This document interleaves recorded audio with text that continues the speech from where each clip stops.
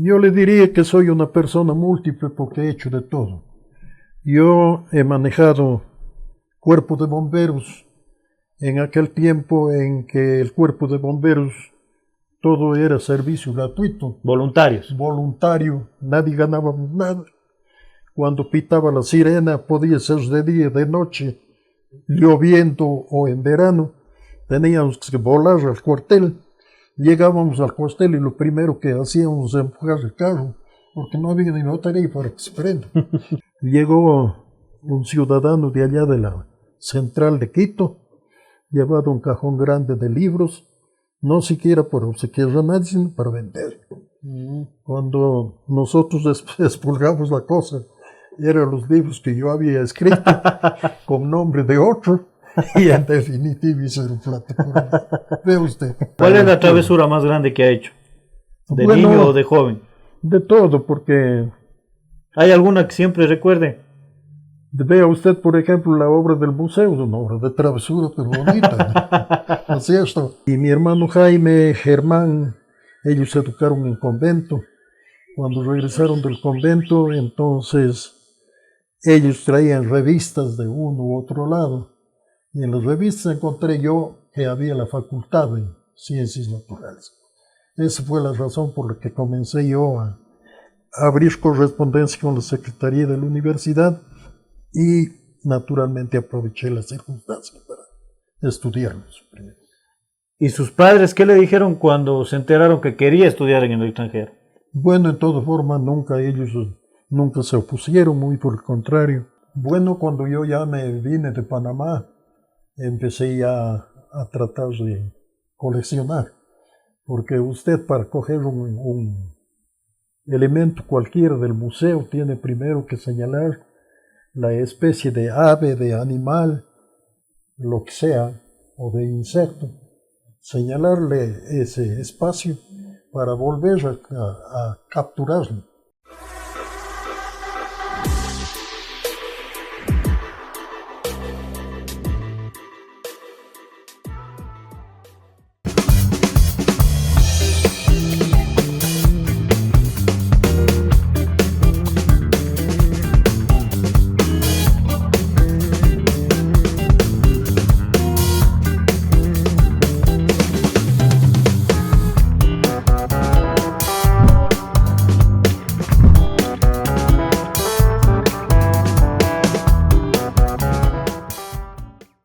A todas las personas que se conectan con Ecos del Cañar, buenas noches, bienvenidos a un programa más. En esta oportunidad contamos con la presencia del doctor Telmo León. Hemos salido de nuestros estudios para dirigirnos al hogar de él y conocer un poco sobre su vida. Nos encontramos en el museo que él ha implementado en su hogar. Realmente es asombroso mirar tantos animales y el trabajo que ha realizado el doctor Telmo. Doctor, muchas gracias por recibirnos, gracias por aceptar esta conversación, este diálogo. Siempre inicio consultándoles a nuestros invitados quiénes son. Quisiera que usted se defina. ¿Quién es el doctor Telmo León? Muchas gracias por la interrogación que usted me pone. Bienvenidos ustedes y el pueblo que escucha. En el año de 1820 se produce la revolución en Cuenca, el 3 de noviembre, y quienes manejaban ese tiempo y administraban todo el gobierno del país eran los españoles. En un momento dado hubo el gran levantamiento del 3 de noviembre y elementos de las familias distinguidas de Cuenca se levantaron contra los españoles. Realmente se fueron a la pelea, aguantaron todo el día del 3 de noviembre en la batalla que se inició en lo que ahora es el Parque Calderón. Habían 4 cañones de 80 milímetros y con esos cañones ellos pues atacaban al pueblo y prácticamente les corrieron a todos, porque ellos tuvieron que refugiarse primero en el Parque de San Blas y de allí salieron al Barrial Blanco. En el Barrial Blanco, habiéndose organizado aquí con el amparo del cura Javier Loyola, que se encargó de visitar a los demás curas de Cojitambo, Dele, Biblián, etc., reunieron unos cuantos cientos de personas que salieron para unirse a los de Cuenca. Cuando ellos llegaron a la zona del Barrial Blanco, encontraron que ya estaban dándose bala. Y cuando llegó esta gran muchedumbre de gente extraña, los españoles se sorprendieron y tuvieron que salir, lo que suele decirse, quema. Entonces entregaron todos los cargos que ellos desempeñaban, entregaron todas las funciones y se retiraron de las funciones. Pero los cuencanos estaban lejos de suponer que esa retirada no representaba una rendición total, porque los españoles solamente se habían protegido en una zona que le llaman el Cebollar. Allí se quedaron ellos por el lapso de 3 meses. A los 3 meses se reorganizaron ellos y volvieron a tomarse de nuevo el poder, los poderes. Entonces cogieron presos a todos los que estaban ejerciendo las autoridades ya como elementos nacionales y locales. Les cogieron presos, les quitaron todo lo que tenían de bienes, les llevaron prácticamente al fusilamiento, que lo hicieron en el número de 60 personas, arrimadas en las paredes de la iglesia de San Francisco de Cuenca. Ahí hubieron 60 muertes de cuencanos. Y los españoles volvieron a tomarse naturalmente todos los poderes. A otros, en cambio, les desterraron, fueron a parar en la costa, les quitaron todo lo que había, etc. A su vez, en el norte, Simón Bolívar ejercía el gobierno de Colombia, y siempre junto a Bolívar estuvo la silueta de el mariscal Sucre. Antonio José de Sucre. Antonio José de Sucre, que conociendo de este particular que se había dado en Cuenca, le denuncia a Simón Bolívar, y Simón Bolívar dice: no esperes 2 veces, ándate de inmediato al Ecuador. Vino a la provincia del Carchi, ahí organizó un batallón de voluntarios y comenzaron a bajar por la cordillera. Hemos de considerar que para ese tiempo todo era a pie o a caballo, en el mejor de los casos. Entonces organizó su ejército y empezaron a bajar. Todo pueblo por donde pasaba el mariscal Sucre iba recogiendo voluntarios. Al pasar por Riobamba, allí se sumaron 2 hermanos de apellido León. Era un señor Tomás León y un Hilario León. Y los 2, como hermanos, estaban entre los 20 a 22 años. Se sumaron a los ejércitos y vinieron igual con el mariscal Sucre.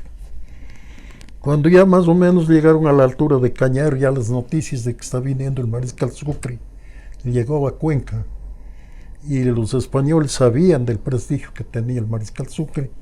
No les quedó sino dejar todas las cosas como estaban y volaron.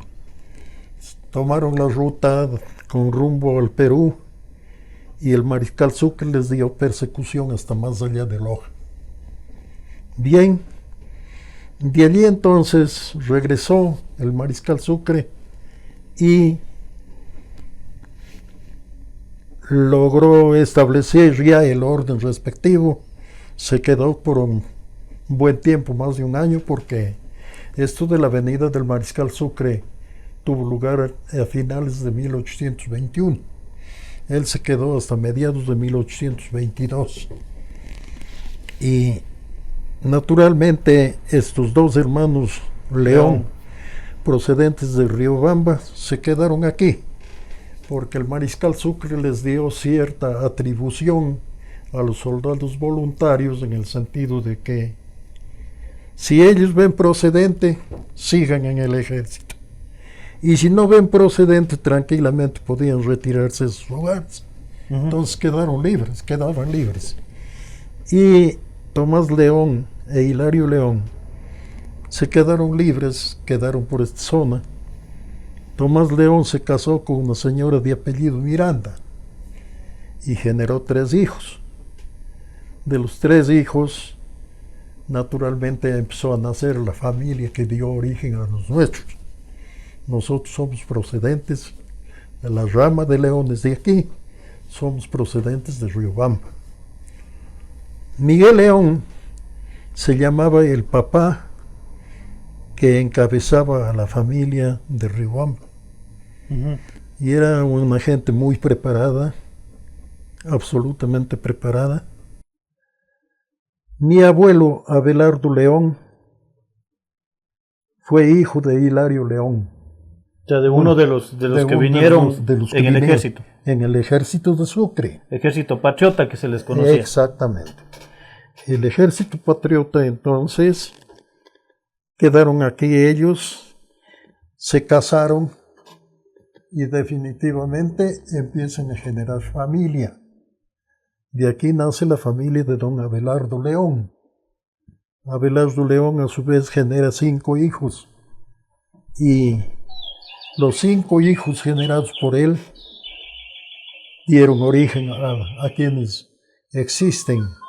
La familia León Polomeque, Salinas León, así sucesivamente se han multiplicado la rama de los nuestros, rama de leones. ¿Y usted conserva algo de sus ancestros? De pronto, la armadura, el uniforme, ¿alguien de su familia conserva esto?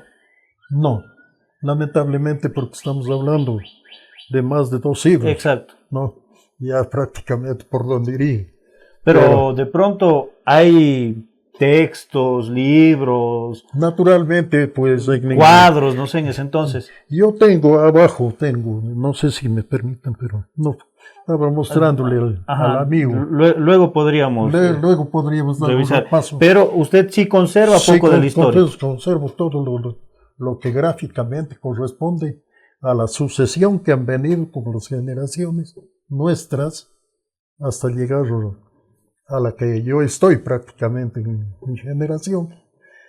Era un domingo 14 de mayo de 1939, a las 12 del día que había nacido el que les habla, y de allí pues vino el desarrollo propio de la persona. Y ya con toda su trayectoria, ¿cómo se define usted? ¿Quién es Telmo León? Si alguien le pregunta quién es Telmo León, ¿usted qué le dice? Yo le diría que soy una persona múltiple porque he hecho de todo. Yo he manejado cuerpo de bomberos en aquel tiempo en que el cuerpo de bomberos todo era servicio gratuito. Voluntarios. Voluntario, nadie ganaba nada. Cuando pitaba la sirena, podía ser de día, de noche, lloviendo o en verano, teníamos que volar al cuartel. Llegábamos al cuartel y lo primero que hacíamos era empujar el carro, porque no había ni batería para que se prenda. Y así sucesivamente hemos batallado nosotros, años. Entonces yo estuve en la dirección del cuerpo de bomberos, de Azogues. Algún tiempo de Azogues, pero había la circunstancia de que no teníamos bibliografía en qué prepararnos. Yo tuve que escribir el libro, los libros respectivos. Para las capacitaciones. Para las capacitaciones. Entonces, lo primero que hice es capacitar a la gente, abriendo cursos de 2, de 3 meses, y en definitiva eso sirvió para que la gente se preparara. Pero era en base de lo que yo había escrito. Había la circunstancia que desde la planta central nos pedían a nosotros los poligrafiados que teníamos para poderles dar los cursos. Y de aquí mandamos con Carlos Izquierdo, me acuerdo yo, le mandamos los poligrafiados.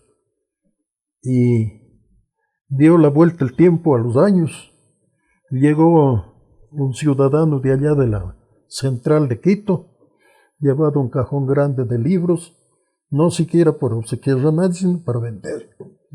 Cuando nosotros expulgamos la cosa eran los libros que yo había escrito con nombre de otro y en definitiva hice el plato. Ve usted. ¿Dónde nació usted? Yo nazco en el barrio de Bolivia. De Bolivia comienza el nombre de esa zona, porque acá vino Simón Bolívar. Bolivia en la playa. En la playa, en la casa de los señores Carrasco. Donde es actualmente la 16 de abril. Sí, más o menos por ese lado. Lo que pasa es que él pernoctó en la casa de la familia Carrasco y permaneció unos 2 o 3 días y luego siguió su viaje a Cuenca. No, pero desde entonces esa zona se llama del barrio de Bolivia. Así es la cosa. ¿Cómo era el barrio en ese entonces? Ahora observamos la avenida 16 de abril, tiendas, negocios, pero ¿cómo era antes ahí? Con el vecino del río Burgay, por ejemplo. Calcule usted cuán densa sería la población para ese entonces. Cuando usted era niño. Claro, cuando yo era niño. El primer censo poblacional que se dio era en 1950. Cuando usted tenía 11 años. 11 años más o menos, claro. Y en 1950, pues, el número de pobladores era absolutamente escaso, porque habían en total en todo el país 3.150.000 habitantes. Esa era la población global.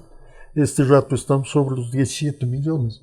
Casi Imagínense 18. La densidad poblacional. ¿Y cómo era en ese entonces el sector, por ejemplo? Todo el sector todo estaba campo abierto. ¿El río? Eran pastizales. Ya le voy a hablar del río.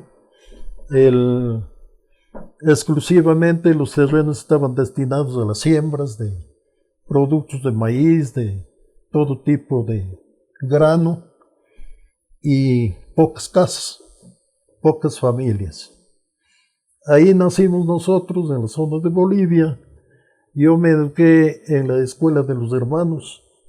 En ese tiempo era absolutamente estricta la educación. En La Salle. En La Salle.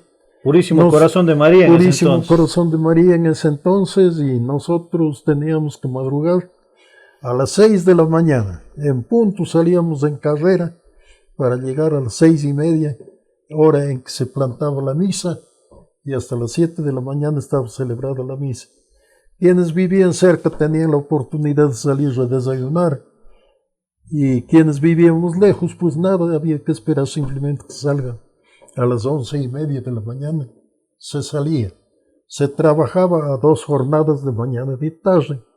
De tarde entrábamos a la 1 de la tarde y salíamos a las 4:30. Y en ese entonces sí estaba distante, ¿no? La misma distancia que la hay. Playa.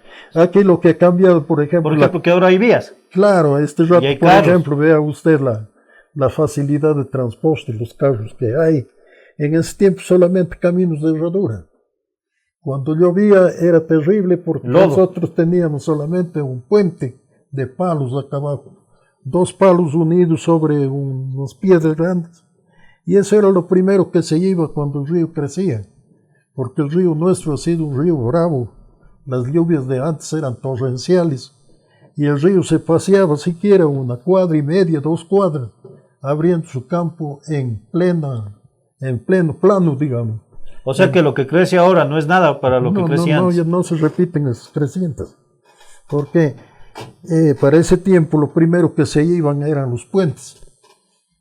Ahora, nosotros llegábamos de la escuela pensando pasar el puente, cuando en realidad ya se había ido los palos que hacían. ¿Y ahí qué hacían?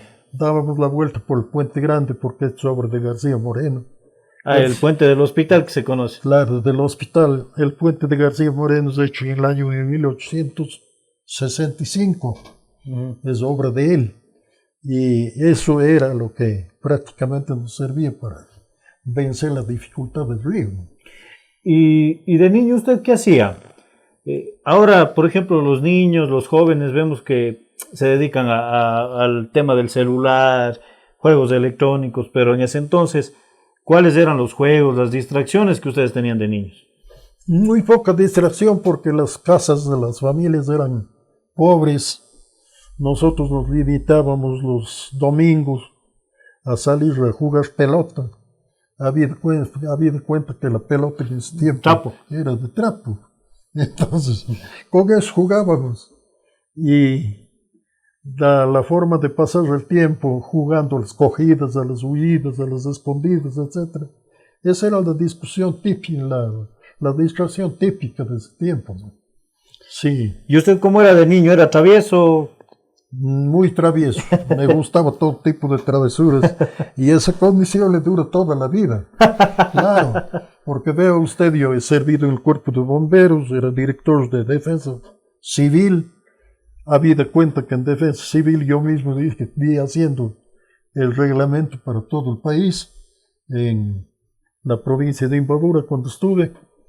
Y así por el orden se ha trabajado, se ha trabajado para... ¿Cuál es la travesura más grande que ha hecho? ¿De Bueno, niño o de joven?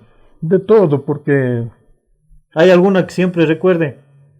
vea usted, por ejemplo, la obra del museo, es una obra de travesura, pero bonita, ¿no es cierto? Sí, hay otras inquietudes que yo Pero de tengo. pronto alguna que le sacó de casillas a sus papás, no sé. Bueno, yo hacía antes, cuando yo vine de Panamá después de graduarme, yo antes hacía cápsulas, ¿no? Yo tenía fábrica de proyectiles. Ujú. Entonces vendía yo en las tiendas de los señores Quevedo, entregaba yo por cajas y de esa forma me batía la vida porque el resto de compañeros, por ejemplo, de colegio, no sabían hacer nada, ninguna habilidad, nada. Y por lo mismo era privación, Ujú. no tenían ellos un centavo para nada. Entonces a mí me sobraba. Así resultaba. ¿Y usted estudió todo la escuela y el colegio en La Salle? No, porque La Salle se creó después, el colegio de La Salle se creó después de lo que yo salí. O sea, usted estudió la escuela en el Purísimo Corazón de María, que era La Salle. Claro. Y el colegio. El colegio en el Juan Bautista. ¿A quiénes recuerda compañeros de escuela o colegio? Bueno, yo tengo las nóminas tanto de la escuela como del colegio. Interesante. Lo que pasa es que todo tengo en archivos. Un momento de eso que bajemos luego de la entrevista, le voy a mostrarlas.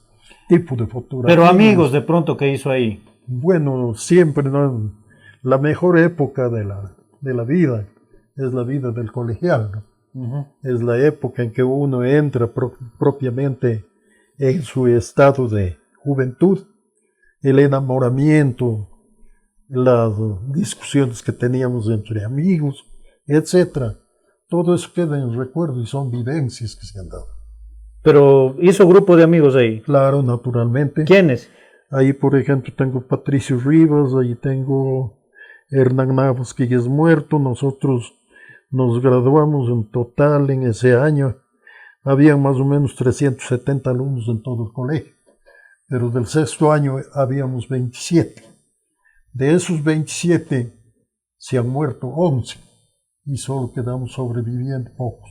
Pero ¿y con ellos sí mantiene contacto, se Natural, cómo reúne? no, son únicos en su expresión, digamos, de amistad. Siempre nos reunimos, yo mismo he sido el que Organiza. organizo ese tipo de reuniones.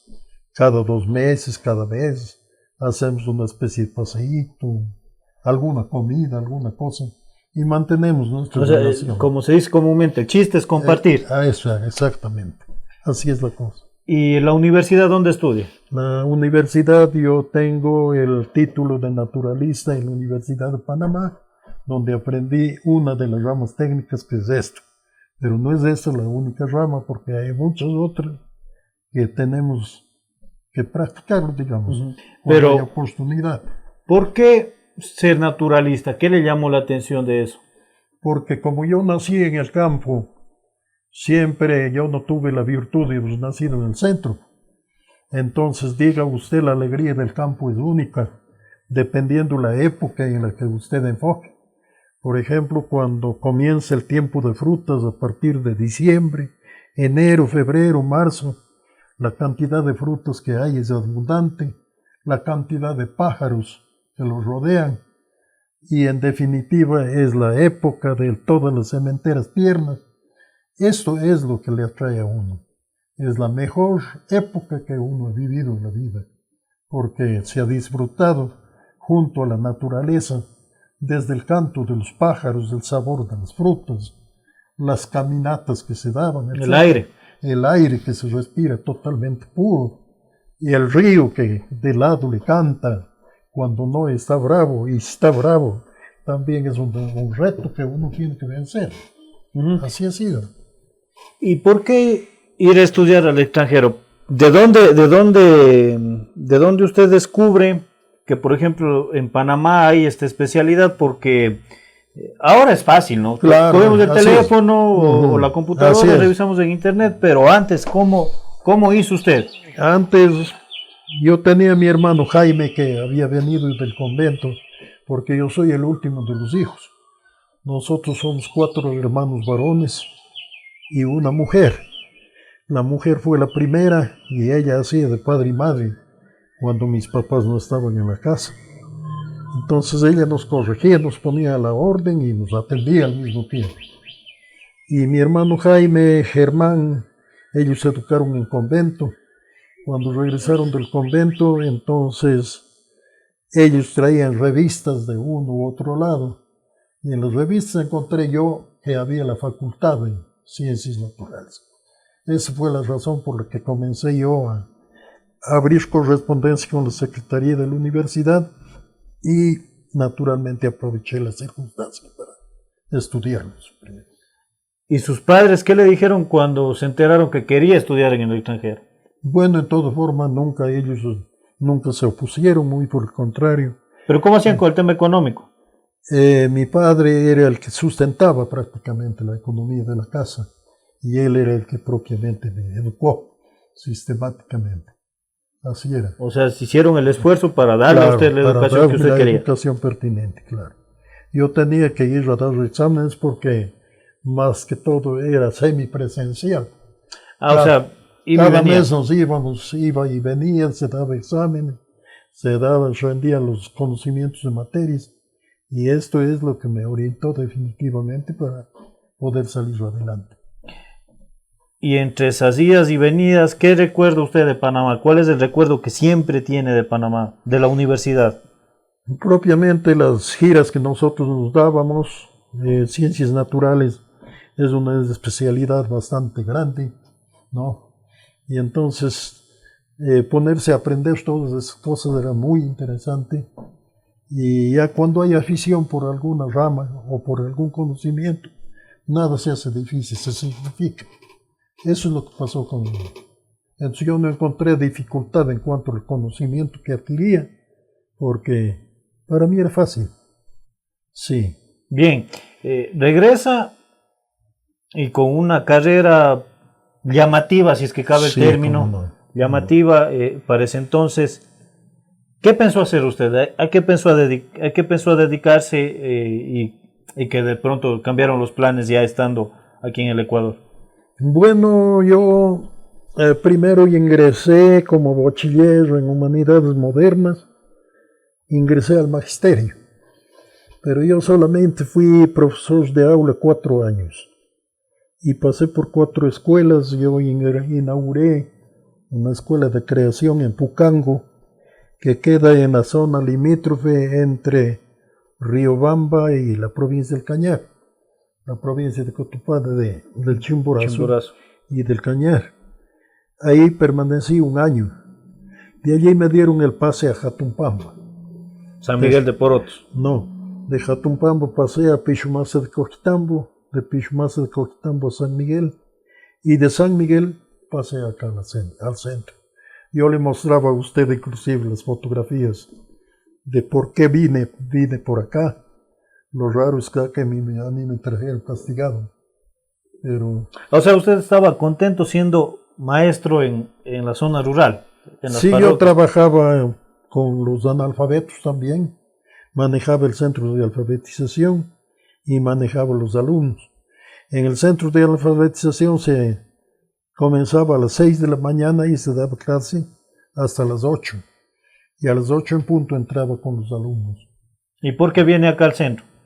Porque en cierta ocasión yo necesitaba traer y llevar un libro que se quedó en la casa. Entonces yo me fui a San Miguel, pero no llevé libro. Por la tarde tuve que venir pensando regresarme ese mismo día. Y total que cuando yo llegué en la casa cayó un aguacero formidable. Ya no pude regresarme. Al siguiente día llegué a las 7 de la mañana cuando ya los alumnos de alfabetización estaban formados, digamos, y me encuentro que el carro de alfabetización con su respectivo supervisor, con don Ariosto Alvarado, estaba allí de visita. Y cuando yo llego, pues naturalmente venía la reta. ¿Y cómo era antes las autoridades? ¿No? Ahí me dijo que ganaba la plata sin motivo, ¿no? Yo tuve que contestarle y decirle, no, está equivocado. ¿Quiénes damos ganando la plata a ustedes como supervisores? Somos los profesores. Porque ustedes, o sea, diciéndole a él prácticamente que él gana la plata sin hacer nada. Él sí, claro, pero yo le demostraba lo contrario. Entonces ahí me dijo que está yéndose con una beca a México, que la beca le va a durar 6 meses, y que él va a pedir que en castigo me lleven a la Dirección de Educación, y que todo lo que tengan que hacer los empleados públicos de ahí de la dirección, me encomienden a mí, me manden a mí. Y así fue. O sea, pero usted ya vino con el título para ser, con el título de doctor en ciencias, ciencias naturales, ya vino con el título para trabajar en la dirección. Tuve, sí, ya. Entonces, así fue la cosa. Yo no creí que hubiera sido cierto. El siguiente día ya me llegó el oficio que pase a la Dirección de Educación. Y me vine yo acá a la Dirección de Educación y definitivamente me quedé. Porque llegado a la Dirección de Educación, el programa de alfabetización era de llorar. Había un cuarto enorme lleno de hojas, lleno de oficios, en fin. Pero cuando yo llegué, me dediqué por entero a trabajar. Yo sé empastar. Y cogí las hojas, empecé a clasificar largo y tendido. Yo dejé haciendo 37 volúmenes en el archivo. ¿No? Cuando vino don Ariosto Alvarado quedó admirado, pero yo ya estuve en otro lado de la Dirección de Educación, porque, digamos, frente al trabajo que yo hacía, los otros no lo podían. Entonces le fueron rotando a usted.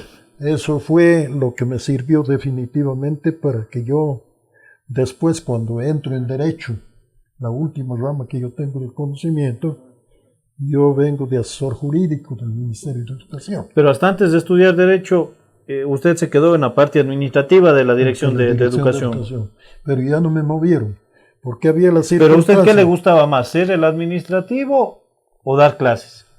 No, el administrativo también tiene sus virtudes. Sí, pero, por ejemplo, la esencia de alguien que quiere la docencia es estar en el aula. Claro. Pero a usted, ¿qué le gustaba más? Ya digo, ¿lo administrativo o estar con los yo he estado en todos los niveles también, porque yo he dado clases en todos los 3 niveles, primaria, secundaria y superior inclusive. No. Entonces esto me ha servido naturalmente para tener bastantes conocimientos que son fundamentales. Sí. Y regresa a la Dirección de Educación como asesor jurídico y de ahí la docencia sigue ejerciendo. Siempre hemos dado nosotros cursos de toda naturaleza. Dábamos los cursos preuniversitarios, por ejemplo, preparando a los estudiantes que ya terminaban el colegio.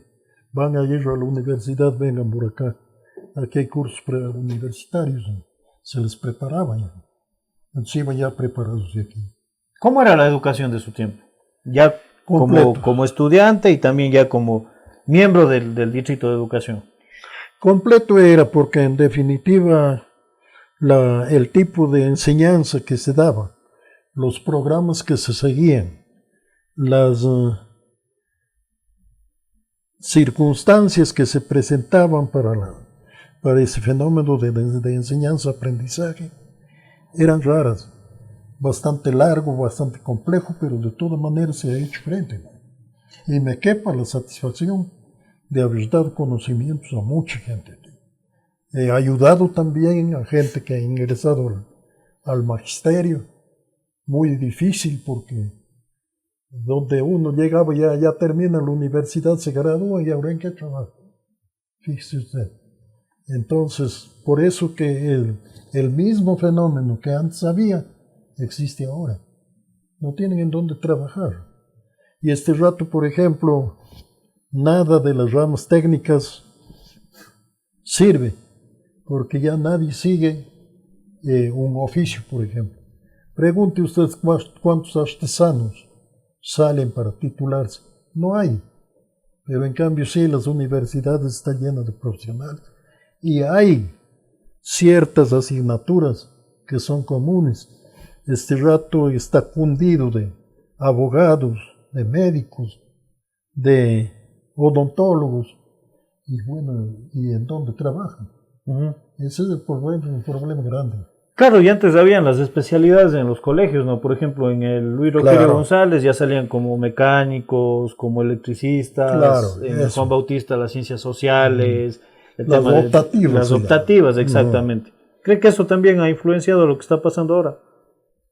No, porque la optativa lo único que le prepara de antemano es al estudiante ya de los últimos cursos a seguir más intensamente el área de conocimiento, para que cuando llegue a la universidad pueda captarla, todas aquellas enseñanzas que a lo mejor no tenía tiempo para aprenderse. Y a la par de lo que usted trabajaba en la Dirección de Educación, usted decía, donde estamos actualmente en el museo es una de las travesuras más grandes que ha realizado. ¿Desde cuándo inicia la construcción de este espacio? ¿De este espacio de la casa? Del museo. Bueno, o su colección, ¿cómo lo denomina usted? No, mira, esta casa fue de mi tía Erlinda, y ella cuando murió quedó con herederos, los hijos de Ricardo Sigüenza, y los herederos me vendieron a mí. Entonces, por eso es que hay los 4 espacios bien señalados, digamos, abajo, acá, el dormitorio, la biblioteca, debidamente organizada. Entonces, eso me ha servido para poder desarrollar la forma en que ve. Pero ¿y su colección actual? ¿Cuándo empieza? Bueno, cuando yo ya me vine de Panamá, empecé ya a tratar de coleccionar, porque usted para coger un elemento cualquiera del museo tiene primero que señalar la especie de ave, de animal, lo que sea, o de insecto, señalarle ese espacio para volver a capturarlo, ¿no? La captura pues ya va directamente para cogerle y sacrificarle y definitivamente darle el proceso que usted ve. ¿Cuál fue el primer, la primera pieza o el primer animal de esta colección suya? Aquí hay elementos que tienen sobre los 60 años. Por ejemplo, esta zona que usted ve detrás de usted, esto es solo zona de colibríes. El colibrí que le ve allá es un colibrí de cuerpo normal, pero el pico tiene casi una cuarta. ¿Cómo así? Porque el ave se nutría exclusivamente del néctar de la flor de floripondio. Entonces el cuerpo queda fuera de la flor y el pico solo va adentro. Y ese tiene más o menos unos 60 años. O sea, es una de las primeras piezas que Esa fue la primera. Esa es la primera pieza. Cuando yo estuve en Pichumaza de Coquitambo en 1962 más o menos. Vea usted, y ahí está el ejemplar. ¿Cuál es la pieza más difícil que ha tenido que hacer para conseguir? Es bastante difícil. El cóndor que usted ve, por ejemplo, bastante difícil. No hay en nuestro medio. Y de toda manera ahí lo tiene. Sí. Ese cóndor debe tener unos 30 años. ¿Y cómo se ha dado las formas para el tema de los animales? Bueno, generalmente se ha cazado con armas de fuego. ¿Cuándo era permitido antes? Como antes no era prohibido. Esto de la prohibición vino con Correa, que definitivamente prohíben tener armas de fuego. Capturan y prácticamente han retirado las armas de fuego que había en poder de particulares. No. Así es la cosa. Pero de ahí en más, tienen el animal ya sacrificado. ¿Cuál es el proceso que usted realiza? Bueno, hay diferentes procesos. Le voy a mencionar, por ejemplo, la disección natural. ¿Qué es la disección natural? Es el hecho de que el animal pierde la humedad, pierde grasa y prácticamente se diseca de por sí. No necesita ningún elemento químico. Natural. Natural, esto se da especialmente en las zonas desérticas donde hay arena seca. El animal si muere no se daña, ni da tiempo para que las otras plagas, como moscas, como polillas, en fin, le terminen. Esto es la disección natural. La otra disección se llama simple, porque solamente se utiliza el pellejo, ¿no? La epidermis del ave o del animal, y en eso le da la forma. La otra se llama compuesta, porque se utiliza ya la epidermis más el esqueleto. Entonces, cójale por ejemplo esto. Perdón. Esto es algo piedra, mira. No, esto no es suave. En cambio, cójale una de embalsamada simple. Tal vez este. No. Compuestas son estas. Todas estas utilizan esqueleto y utilizan la epidermis, el cuero que dice. Ya. Y hay otro proceso que se llama el proceso mixto. Se utiliza entonces la epidermis, se utiliza el esqueleto y por dentro puede darle movimiento, puede darle cantos, lo que quiera. Lo que ahora entramos, por ejemplo, son elementos sensibles, ¿no? Apenas la puerta está yendo a abrirse, aquí ya están silbando los ejemplares. ¿Cuántos elementos tiene esta colección, este museo? Debe tener unos 2.500 por ahí. ¿Cuál es el último que le agregó? Incluyendo esto. No. El último que le llegué. Acá hay un gatito pequeño, ve usted. Ese tiene más o menos unos 3 meses de embalsamado. Cayó recién nacido, cayó en el agua, se ahogó y yo le di proceso. Ahí lo tiene. Y esta colección que estamos nosotros, ¿por quiénes ha sido visitada? Bueno, siempre me han visitado de Cuenca, de los periódicos. Yo tengo una colección allí de periódicos. Han venido también de la televisión, de las televisiones locales. Y así sucesivamente siempre me han venido a visitar. ¿Hay alguien de sus hijos que haya heredado esta pasión de pronto por los animales, por el tema de la naturaleza? Bueno, ellos saben en parte el proceso porque me han visto trabajando, pero de dedicarse no se dedican. Es bastante fregado porque tiene varias etapas complejas. Por ejemplo, cogemos cualquier ejemplar. Ahí tiene usted una ardilla. La ardilla debe tener unos 20 o 30 años. Está vivo. Como que nada hubiera pasado. Bueno, pero esto también es una embalsamada compuesta. Cójale. Es durito. Ya. Ve usted. Entonces, ese es el proceso que se sigue. Y en el caso de mis hijos, ellos han visto, porque hay otro factor, las herramientas que se tienen. ¿En dónde realiza usted este proceso? Al otro lado tengo yo la oficina y la especie de sala de operaciones.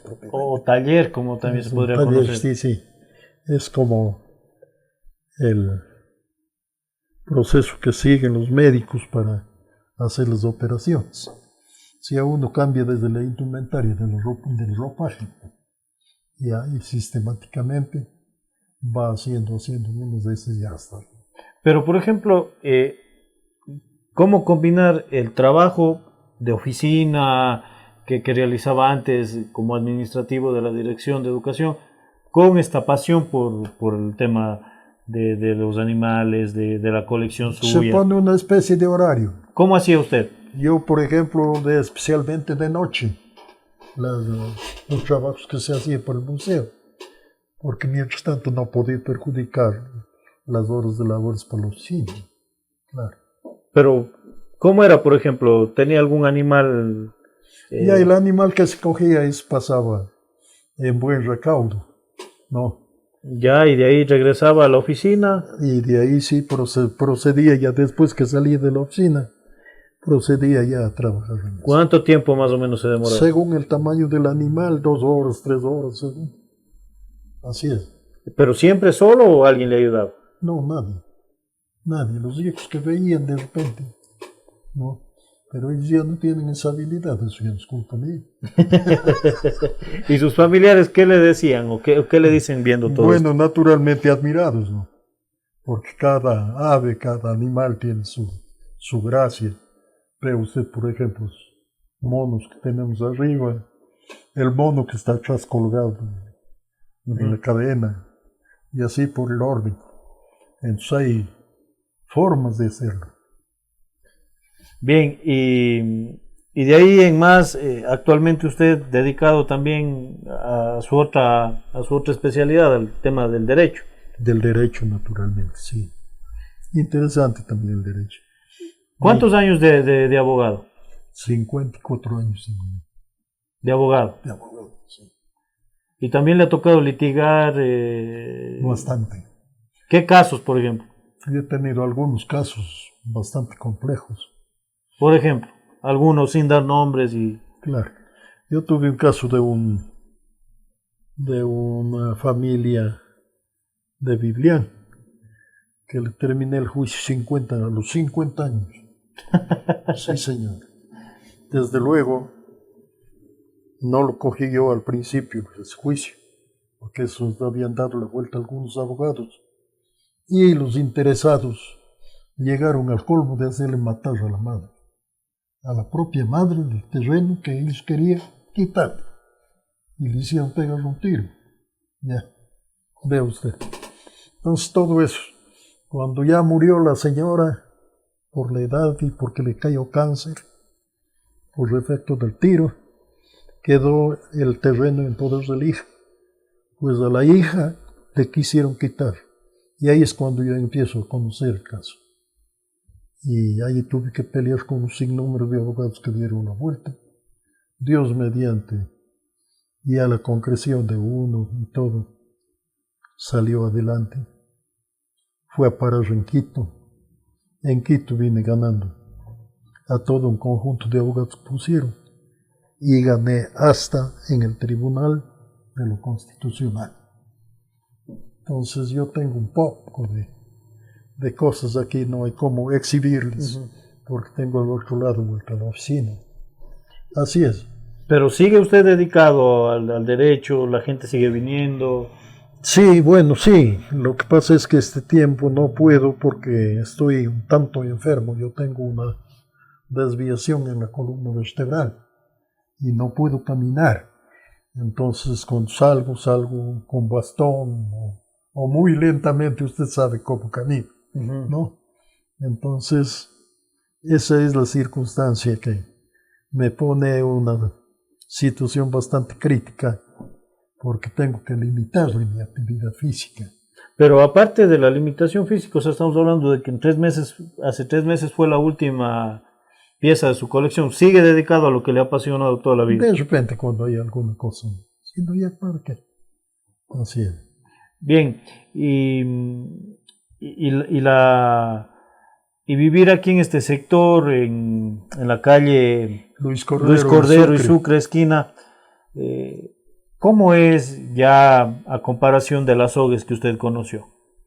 Bueno, cuando yo estudié, por ejemplo, en la casa antigua de los hermanos cristianos, solamente tenía este frente, este otro. Para atrás había la cocina y había una huerta, un huerto lleno de frutas, de hortalizas. Así vivían los hermanos cristianos.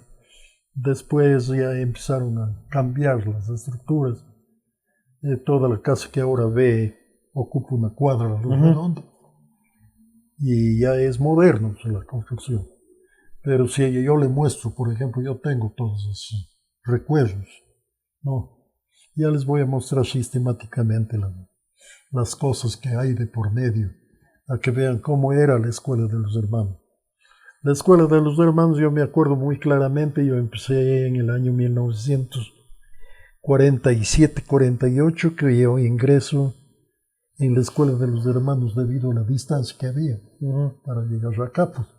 La falta de carreteras, todo era caminos de rodura.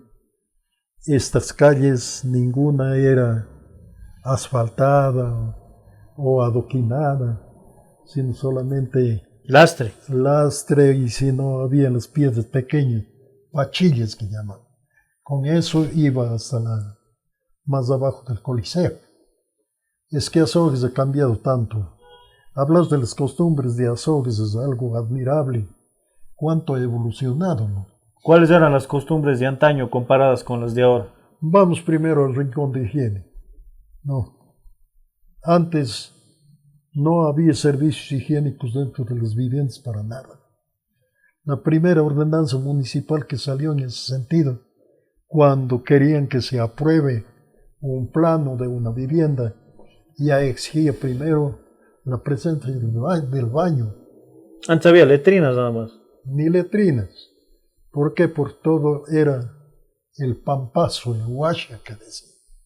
Entonces, todas estas zonas de acá abajo, de la orilla del río, todo lo que es ahora el Colegio Juan Bautista, todo lo que es arriba la Quinta San José, esos eran solo huascas, con otro que no había ni siquiera papel higiénico, ¿no? Esas son realidades que he vivido. Vea usted que el primer baño público que tuvo era del señor Zamora por el año 1957 y era a base de hornos de leña que calentaban el agua. Usted tenía que bañarse, tenía que comprar su boletito que le costaba $1.50 creo y se entraba al baño. Tenía tiempo limitado de media hora. A la media hora le empezaban a tocar la puerta y es hora de salir de examen. Sí, señor. Entonces vea usted cuánto hemos cambiado, ¿no? Ahora propiamente toda la zona que vemos, Azogues se ha extendido como nunca. Al sur, especialmente. Al sur, este rato está unido con Charzol, con Chuquipata, llega casi hasta el Descalzo. No, por acá, por Guapán, por Vallas, por la zona de acá de Vivileán, ya con el tiempo tiene que unirse y todo se hace un solo. Ya. Y por abajo, diga usted, la zona de Virgenpamba, la zona de la Hacienda, la Concordia. Eso fue del doctor Aguilar. Rafael Aguilar se llamaba el doctor. Él fue rector del colegio inclusive. Rafael Aguilar fue ministro de gobierno de Eloy Alfaro en el año 1905. ¿Ya? Entonces todo eso es evolución que se ha dado. De rato ya de la zona de la Concordia ya no encuentro nada. Ahí está la zona de la universidad, el resto de caserío y ya todo es pueblo. ¿No es cierto? Bien, doctor Telmicto, estamos llegando a la parte final de esta entrevista. ¿Cómo ha pasado? Pues feliz porque es una oportunidad que me den para exteriorizar, digamos, lo que uno es, lo que uno aspira a ser. Y Dios quiera lo que será. ¿Hay algo que le queda pendiente en la vida a usted? ¿Hay alguna meta? Porque dicen que los hombres viven de los sueños y cuando ya no hay sueños, claro, ya no hay vida. No, de todo se ha vivido en la vida, como le digo. Yo inclusive fui miembro de inteligencia militar. Yo les voy a hacer oír abajo algunas cosas que tengo de interés. Les voy a mostrar fotografías, recuerdos. Sí. ¿Algún sueño que tenga pendiente? Bueno, casi he llegado al fin de mi vida. Si salgo de la operación, será factible seguir viviendo. Y si no, quedan ustedes. Claro. Muchísimas gracias al doctor Telmo León, gracias a todos los que estuvieron con nosotros. Nos vemos la próxima semana en un nuevo capítulo. Muchas gracias. Ya, pues ya. Felicidades.